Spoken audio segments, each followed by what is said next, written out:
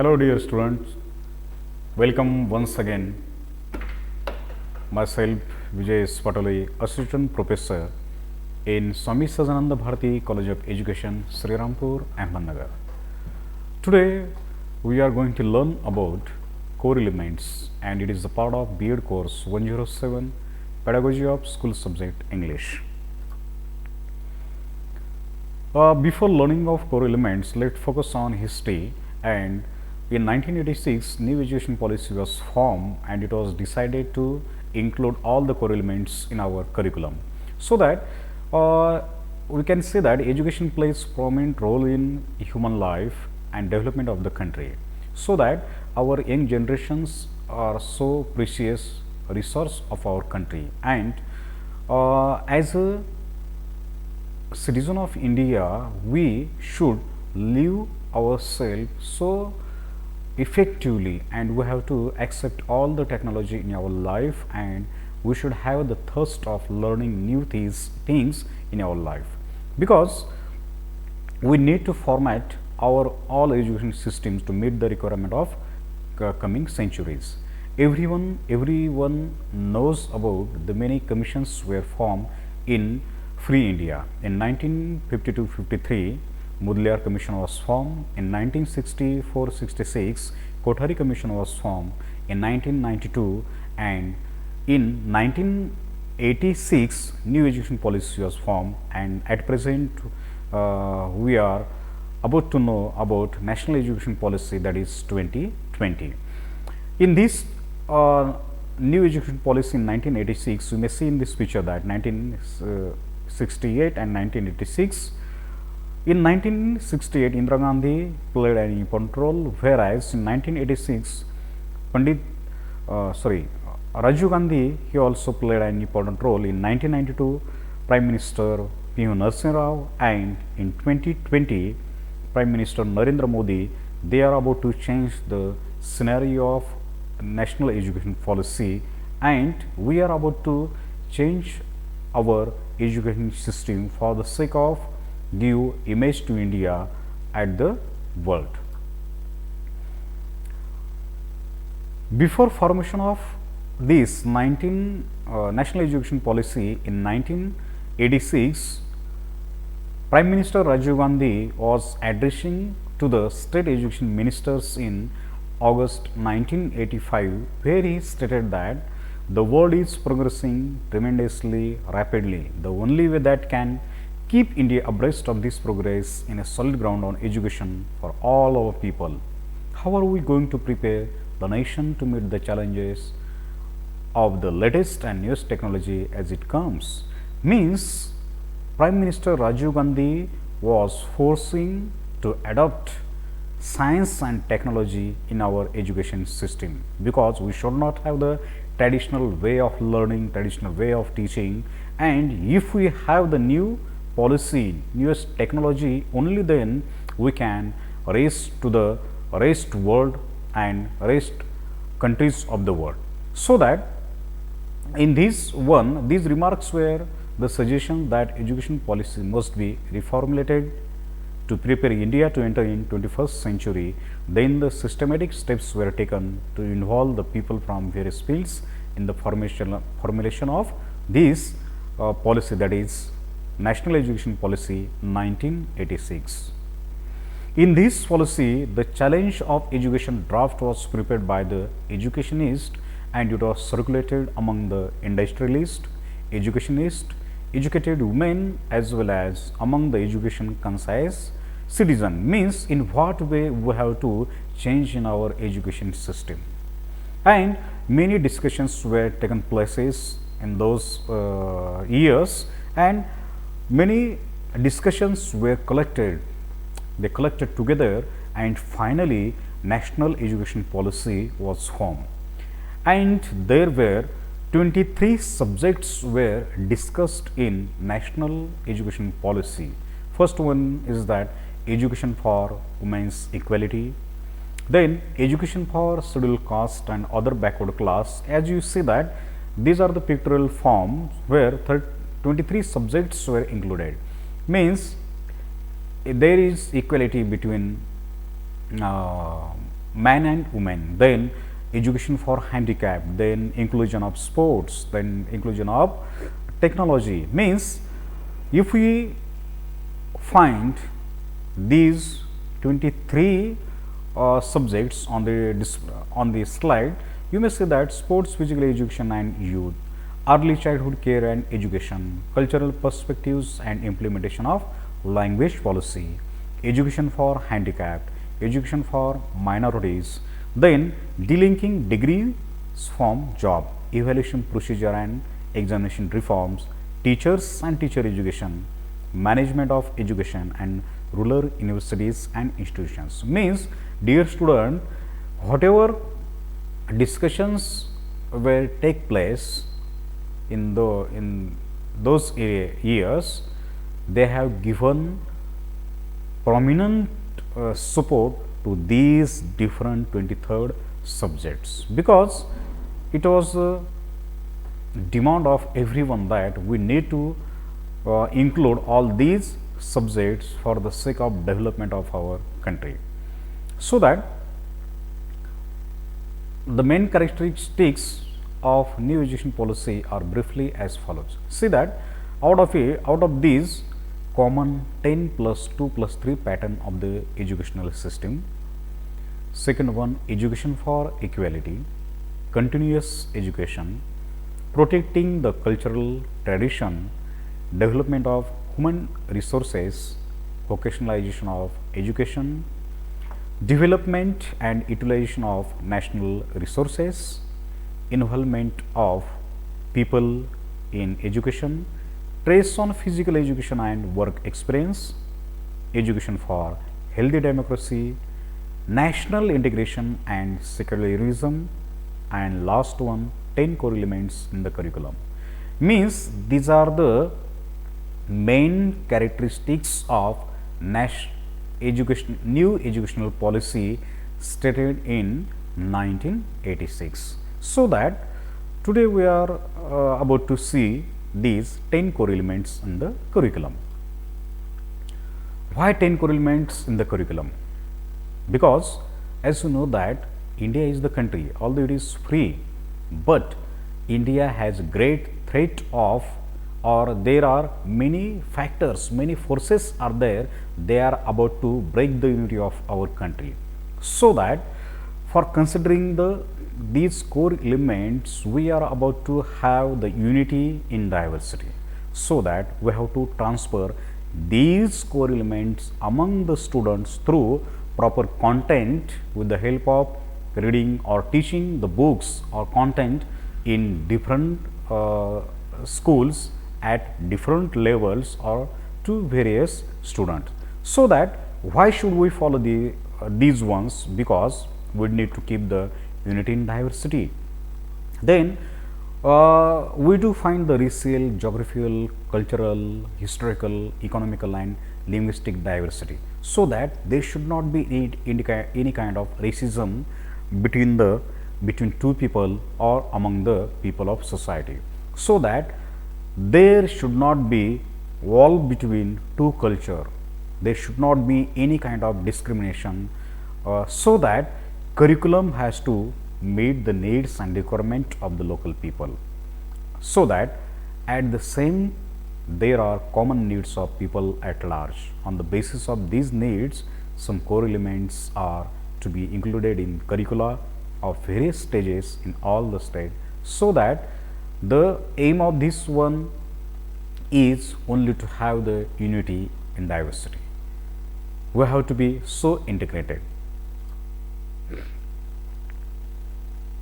See, there are objectives, national objectives related to 10 core elements. Why should we make the part of these core elements in our curriculum? These are the objectives.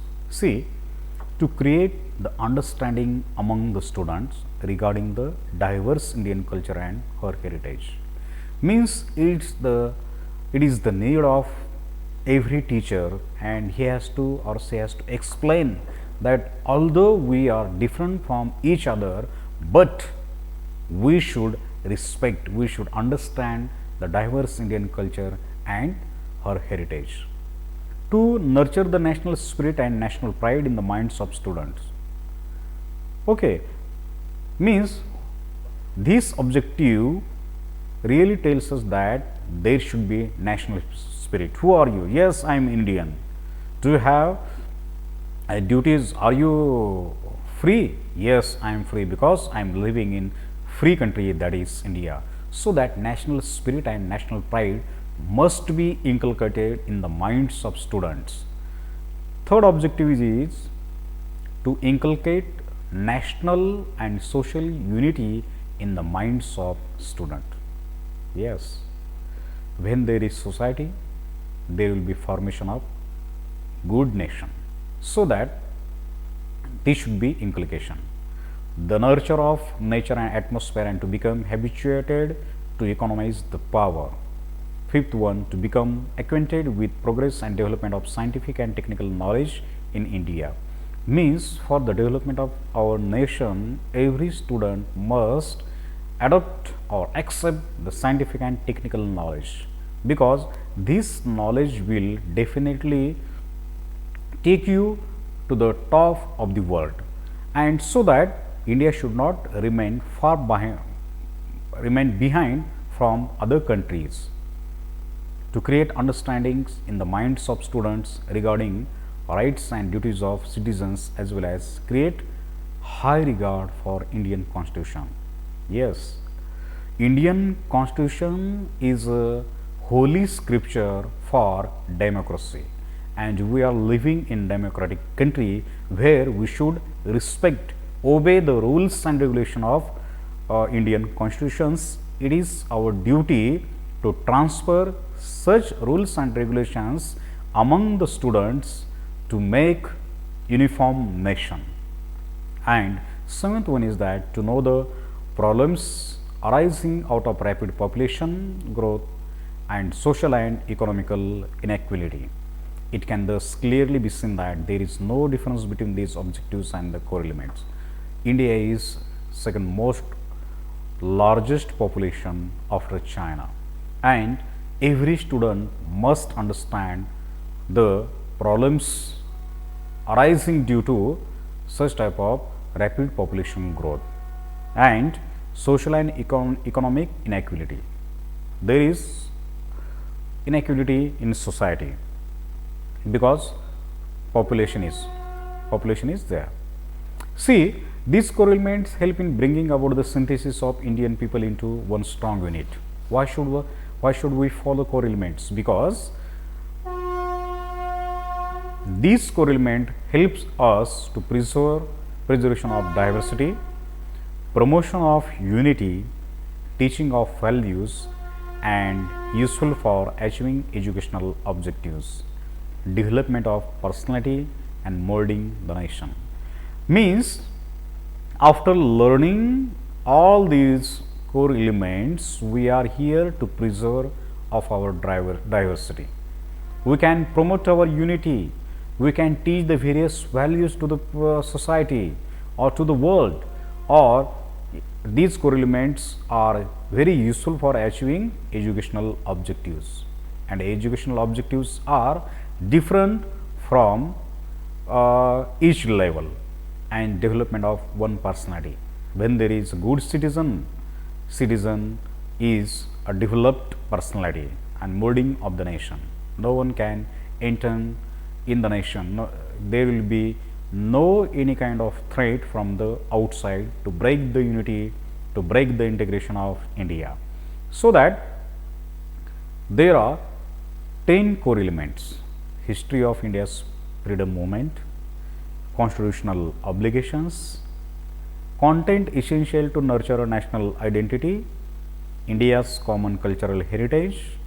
Fifth one, egalitarianism, democracy and secularism, equality of sexes, protection of environment, removal of social barriers, observance of small family norm, and last one, that is inculcation of scientific temper. Dear student, these are the core elements and we have to study them so in detail to make our identity in India as well as in the world. See, the first core element is history of India's freedom movement. Dear student, if you are able to see these pictures, you may see different pictures here. At the corner, there is picture of battle. For getting freedom from Britishers, we fought with them, and three battles were took place in various centuries. In 1757, the battle known as Plassey. Then 1857, it was Great Revolt, and in 1947, India got her freedom. And for achieving this freedom, every social reformer, every politician, every gentleman, they really fought for getting independence from the Britishers, because Britishers rule over India almost 115 years. So that students should not forget India's freedom movement. Many people sacrificed their lives for getting freedom. So that because of getting freedom, we really developed in the way of science, in the way of education, in the way of culture, in the way of economy.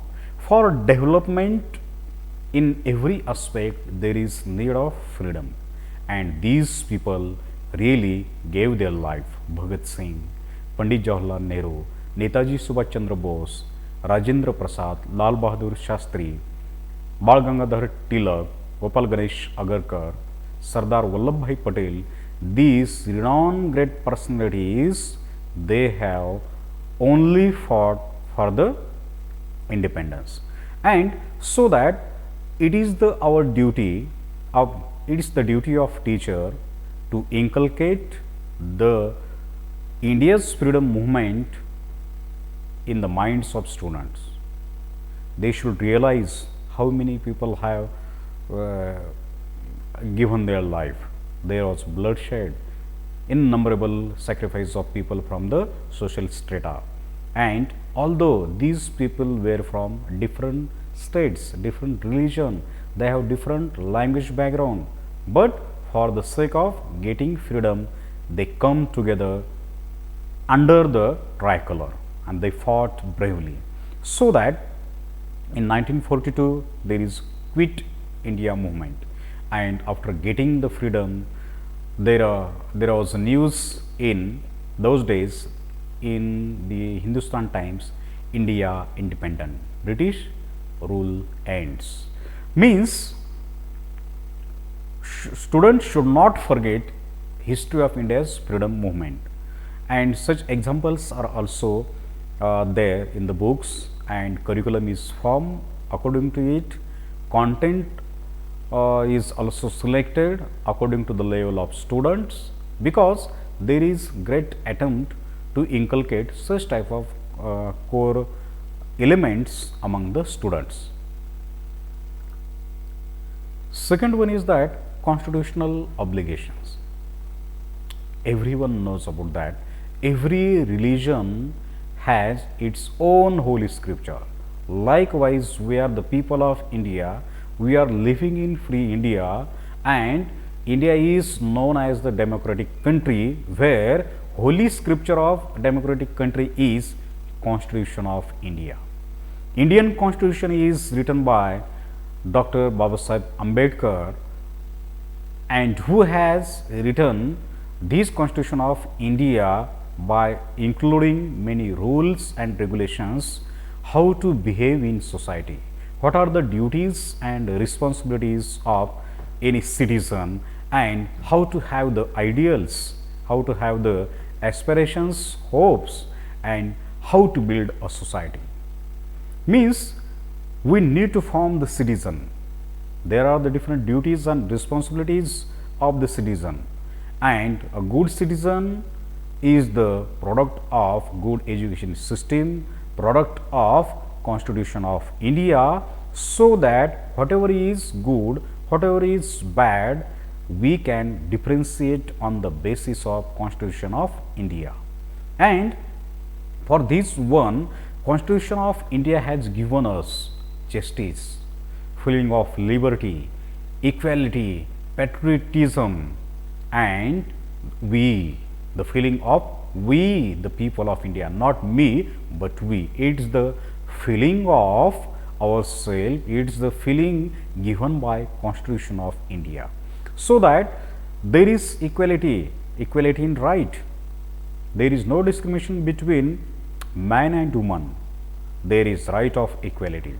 There is justice given to everyone, so that apex body, apex code is over there, and these are the products of Constitution of India, where we have to respect it, we have to follow it, and we have to be so practical by using it, and we should not humiliate anyone.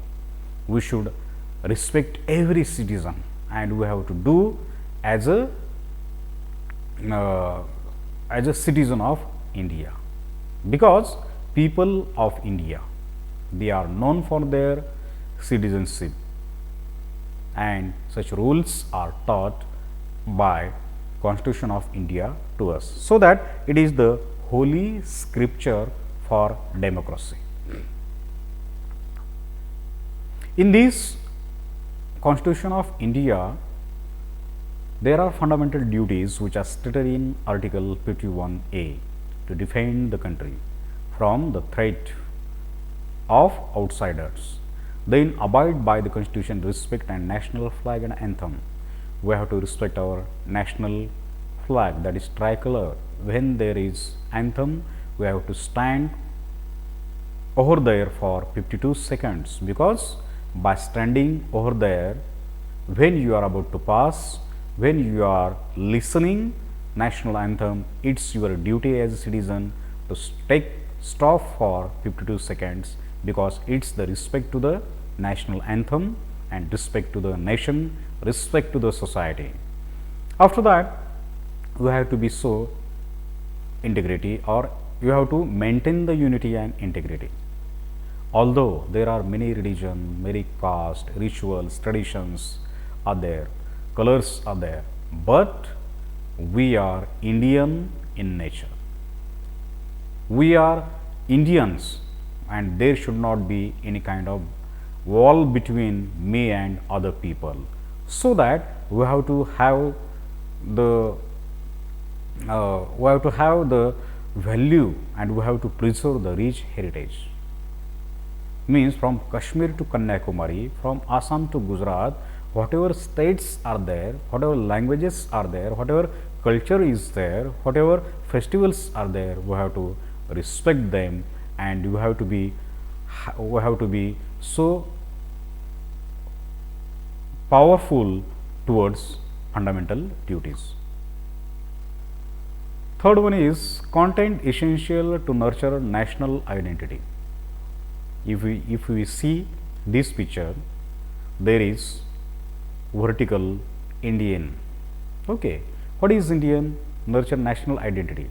Although there is Hinduism, Jainism, Buddhism, Sikhism, Islam, Christianity, these religions are followed by the followers in India, but they are living in India. So, firstly, they are known as Indian, because our national identity, if I am living in Maharashtra and if I go abroad, then people from abroad, they will identify me as an Indian. If the people from Kerala, if they go abroad for any educational tour, they will represent India, and people from such country, they will identify them as Indians. So that content essential to nurture national identity, what it means to seek, identify and associate ourselves with ideals, aspirations, hopes, symbols, values of our country. And For the development of patriotism, national integrity, reverence for national symbols, and love for democracy, national festivals, monuments, geography of land, pilgrim places, etc., and all that make our country Sujalam and Suflam. Dear student, means we are entering in 21st century. India will be superpower in next coming years, but as a citizen of India, as a student of Indian schools or colleges, you should know, you should respect all the national symbol, the symbol of national emblem, the national flag, then national animal. And who is national animal? The tiger is national animal.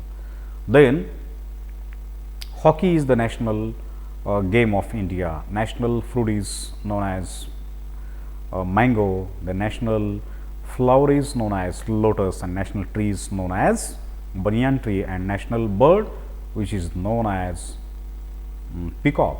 Means every Indian or every student, although he is from primary level, secondary level, or higher secondary level, it's the duty of every teacher to make them introduce with these different symbols to them, so that they will never forget in their life. After that, we have to move towards, according to these religions, every religion celebrates its different festival. Okay, means Holi is celebrated, Mahatma Gandhi Jayanti is celebrated, then we may see Ganesh festival is there, Raksha Bandhan is there, Holi is there, Shiv Jayanti is there. Means according to these religions, according to states, traditions, such festivals are celebrated so proudly in India, and we have to respect and we have to have the national identity of them. And because of this one, our India becomes Sujalam and Suflam. Fourth one is India's common cultural heritage. Common cultural heritage. See, culture is complex soul that includes knowledge, belief, art, morals, laws, custom, and any other capability acquired by man as a member of society. Means, as a teacher, you should inculcate such type of thing in the minds of student that our culture is different one, but no doubt we have to have the knowledge of everything. We have to believe in a thing, then we have to respect the arts, we have to follow the customs, we have to follow the laws, and as a member of society we need to know each and everything. If I am the student who lives in Maharashtra, okay, but if he wants to know about what is there in Kashmir, he should know about the custom of Kashmir, he should know about the arts of Kashmir, then he should know about education of Kashmir. Means I am not speaking about only Kashmir, but entire India should be studied by the student themselves to understand the cultural heritage. If the Taj Mahal is there, what is the Taj Mahal? What it symbols? Okay, it symbolizes the love. But if you believe there are many Ajanta caves are there, Hampi monuments are there, Humayun's tomb is there, then Sun Temple, it is in Konark, then Fatehpur Sikri, then Agra Fort, then Chhatrapati Shivaji Terminus, then Nalandas. Means these are the monuments, these are our cultural heritage, so that India is known as rich country and it has kept its heritage and it has contributed a lot for the development of human society. So that we have to follow the culture of India, we have to describe the culture of India, and we have to make others to think on India's cultural heritage, so that we have to be the proud of rich cultural heritage, and students should be motivated to understand India's rich culture heritage and concept of unity in diversity. Okay. Fifth one is egalitarianism, democracy and secularism. Okay, means instead of word, just I will show you this picture. In this picture, see that there are the four hands and they are the holding tricolor, India, unity in diversity. Means we have to come together. Although he is from Hindu background, although he is from Muslim background, although he is from Sikh background, although he is from Christian background, but when we think about our India, our country, we have to come together because there is egalitarianism. Although they are different by their religion, but they are really human beings. There is democracy and there is secularism. Secularism means that there is no one religion. Every religion is free. Every citizen is free to follow every religion, and India has no religion. India's religion is what? Secularism. India is known for her secularism. So that as a teacher, to explain these concepts of how our country promotes equal rights for all, how government is of the people, by the people and for the people, and how all religions have the right to preach and practice their faiths. Egalitarianism, democracy and secularism. Means in this secularism in India, means there is no specific religion of India. Every religion has its own freedom. Sikhism, he will preach or he will practice their faiths. Buddhism will preach or practice its faith.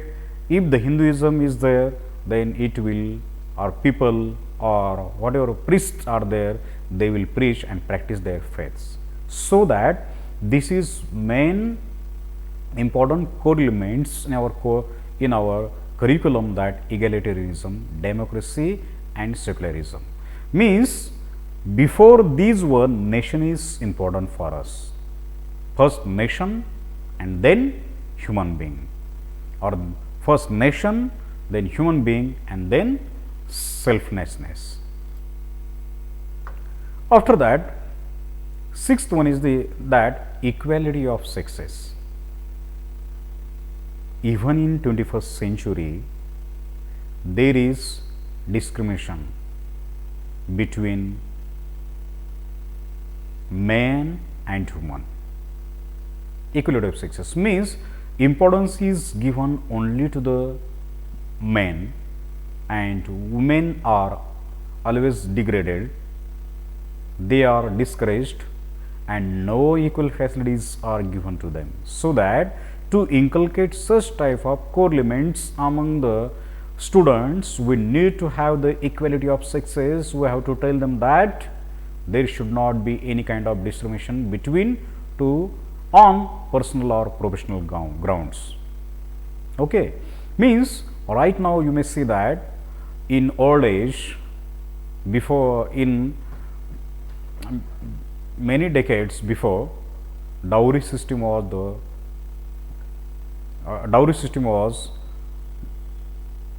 popular. Then child marriages were taking place. Then polygamy was there. Means even in Indian society, no one was living far from dowry system. Then child marriages, even there are child marriages are takes place, and in the name of equality of sexes, we need to give more examples. See, Shivangi Singh, she is the first pilot of Indian Navy, and she belongs to Bihar state, where she was the first Indian lady to become the pilot of Indian Navy, because there is no discrimination between professional grounds. Right now, even lady can be a good pilot. Means there is equality of sexes. There should not be any kind of discrimination between man and woman, and you have to fight against such dowry system, child marriages, polygamy and other customs which are not beneficial to the society. Okay. Then seventh core element is so important, that is protection of environment. If you see these pictures, the Environment Protection Act 1986, then protection of environment, it is the need of the time. Man and environment have a fast influence and bearing on each other. Yes, means we cannot live far from the environment, because environment which gives us everything. Although man is selfish, but still environment gives him more and more. And right now this environment issue is become crucial, and right now man is nature's most important consumer as well as destroyer, and we need to inculcate the need of protecting and nurturing the environment, be it natural, social and culture. It's the duty. If you are there, you can see many problems have been created due to the industrialization, modernization, and there is threat to all the animals, all the birds, all the trees and different species on the earth. So that because man is become destroyer for the environment, but as a teacher you should tell your student that at any cost we have to protect our environment. What we do usually we celebrate 5th June as an environment day. What do we do on this day? Such plants are or some trees are planted over there, but no care is taken, and because of it we are facing the problems of pollution, we are the facing of water pollution, air pollution, noise pollution, and there is imbalance in natural cycle. And so that many animals, they are about to leave their natural places of living, and they are moving towards the moving towards the human society. And so that as a student or as a teacher, you have to so possessive towards environment. Next one is removal of social barrier. Dear students, if you see that removal of social barrier, still we are facing this problem, because this is the 8th one, removal of social barriers. What we have to remove of social barriers? Although I am educated, you are educated, but still we are the facing the problem of superstitions. Still we are the facing the problem of untouchability. Still we are discriminate among ourselves in the name of caste, in the name of untouchability, and in the name of structure of the society. Means Hindu is different one, Brahmin, Kshatriya, Vaishya and Shudra. Means these are the category of human being, and we are not leaving these categories behind, but we are supporting it. Although we are well educated, but this should be eradicated from our society. And this core element emphasis on the eradication of social barriers. What are the social barriers? See, casteism. In this picture you may see that these are the women's, and there is man who is pouring something on their hands. Means he is not giving directly to all the women, because he is pouring something. There should not be any kind of touch. And some Shudras are there, they have to work for the society, they have to forget about themselves, they are human being and they have to work, and they are known as Shudras, and Shudras has to do all the left work. So that there is religion. If I am Brahmin, if I am Hindu, if I am Christian, if I am Muslim, then there is barrier of rich and poor. Means right now even rich people, they look or they follow rich and poor tradition. Some superstitions are there. Even well educated people, if cat came across with came across, they like to go behind and they like to stop their journey. And even well educated people, they have such type of articles in their cars, in their lorries, in their trucks, or in their houses. And superstitions, language, labor to realize the national goals of integrated and casteless society. But as a teacher or as a student teacher, we should have work for it, and we have to make our society casteless, because it will lead to the progress of our nation. And see that Dr. B.R. Ambedkar, really he had written about evil untouchability, and he believed himself that I like the religion that teaches liberty, equality and fraternity. But dear students, right now from this time, just you have to remove all the social barriers and don't support for such social barrier, don't support for superstitions, and have the education and have the liberal mind, have the liberty, have the equality among you. And last one, that is observance of small family norm. India is highly populous country, and within the next decade it is related to overtake China and become the most populated country in the world. Right now in India, we are facing this problem. There is strong need of exercise caution and promote the advantage of small families so as to curb the load and stress of our resources. Many mouth require that type of sufficient, that type of food.